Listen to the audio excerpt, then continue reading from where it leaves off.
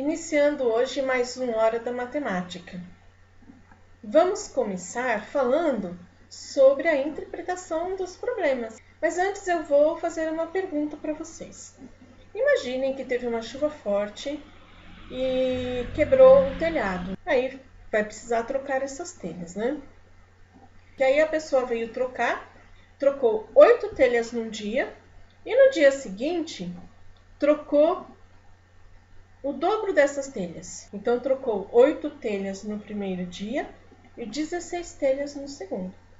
E qual o total então? 24 telhas. Tranquilo.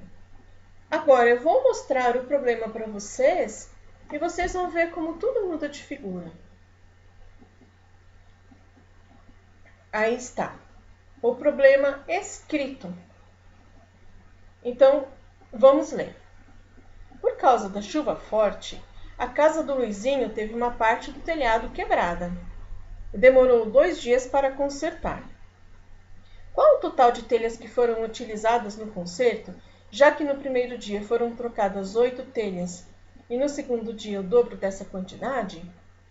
O que acontece é que muitas vezes o aluno vê esse problema e já não sabe mais o que tem que fazer. Então, se as duas situações são iguais, qual é a dificuldade? Então, a dificuldade, veja, não está na matemática, está na língua portuguesa.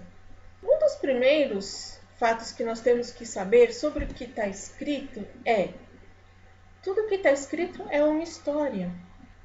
O que nós precisamos saber para conseguir fazer isso? Entender que a escrita, ela se utiliza de símbolos, assim como as contas na matemática, não é?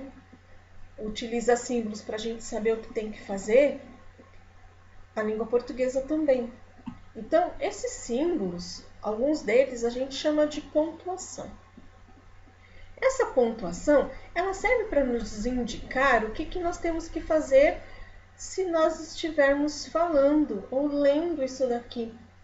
Então, nos problemas de matemática, a gente não vê símbolos demais, isso é mais lá no estudo da língua portuguesa mesmo. Mas nos problemas de matemática, o que a gente vê frequentemente? Esses símbolos aqui, olha, vírgula, o ponto de interrogação e, muitas vezes, nós vemos também 2 pontos. Nesse caso aqui, as vírgulas, elas significam que a gente tem que dar uma pausa. O que significa essa pausa? Significa que quando a gente está falando, a gente não fala que nem um papagaio assim, fala, não para mais, não combina uma coisa na outra e continua falando. Uma hora a gente tem que parar para respirar e para dar sentido nas frases. Esses pontos, essa pontuação que é a vírgula e os pontos, servem para indicar que tipo de parada a gente vai fazer. Então, a vírgula é uma paradinha que a gente dá para respirar e continuar falando sobre a mesma ideia. Já quando a gente tem um ponto, a gente vai parar, vai ser uma pausa um pouquinho maior e a gente vai mudar um pouquinho a ideia. Então, vamos entender aqui neste problema. Por causa da chuva forte, a casa do Luizinho teve uma parte do telhado quebrada. Vejam que até o modo de falar, o que a gente chama de entonação, é diferente. Vamos ver como ficaria se eu usasse um ponto final no lugar da vírgula. Por causa da chuva forte. Mas com a vírgula eu vou fazer assim, olha. Por causa da chuva forte, quando eu faço esse tipo de pausa, a pessoa que está escutando, ela vai entender o quê? Que eu vou continuar falando depois. Esse é o efeito da vírgula. Isso é o que a vírgula é usada para indicar.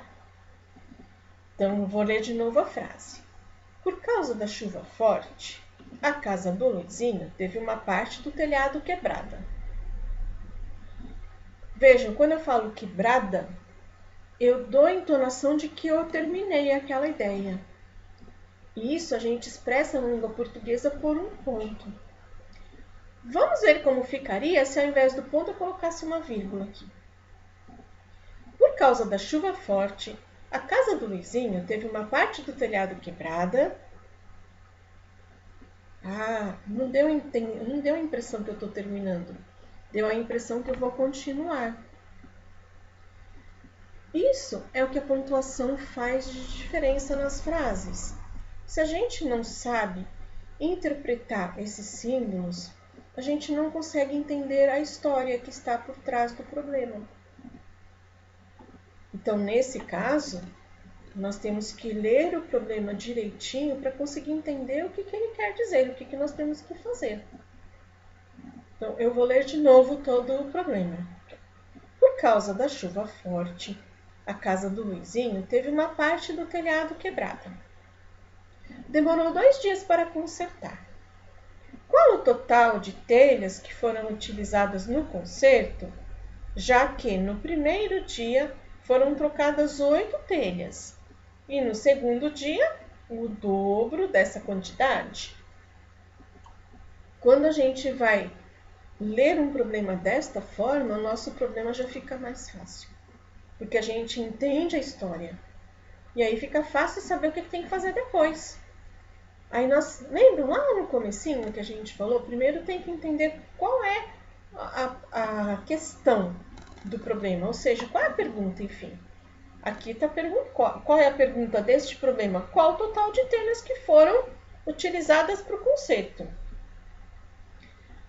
Como é que eu vou saber qual é o total o total das telhas, né? Como é que eu vou saber qual a solução desse problema?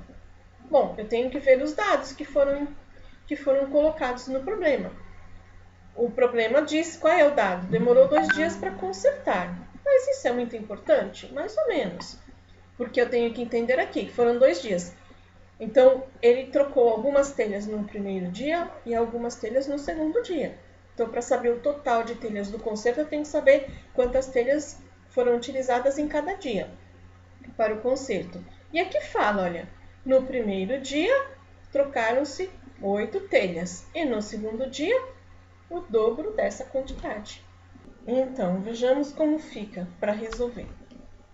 Olha lá, as telhas trocadas no primeiro dia foram 8. Já no segundo dia foi o dobro do primeiro dia, não é isso? Mas nós estudamos na aula passada que dobro significava 2 vezes. Então, continuando. X é igual. O que quer dizer isso? X é igual.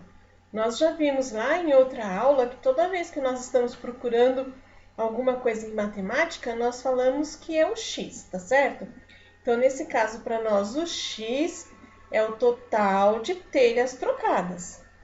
Esse total vai ser igual ao quê? A 8 telhas do primeiro dia mais ao dobro de telhas do segundo dia, ou seja, 2 vezes o dobro, né? 2 vezes 8. Então, vamos primeiro resolver este daqui, não é? Porque aqui nós temos uma multiplicação e sempre que temos multiplicação, fazemos primeiro. Deixamos aqui bem certinho, né? Para saber que temos que fazer isso primeiro aqui em parênteses. Não seria totalmente necessário, mas nesse caso, por enquanto, vamos usar os parênteses. X, que então é o total de telhas, vai ser igual ao que? A 8 mais 2 vezes o 8, que vai ser 16. Então, X, total de telhas, vai ser igual a 24. E para responder o problema, como que nós fazemos?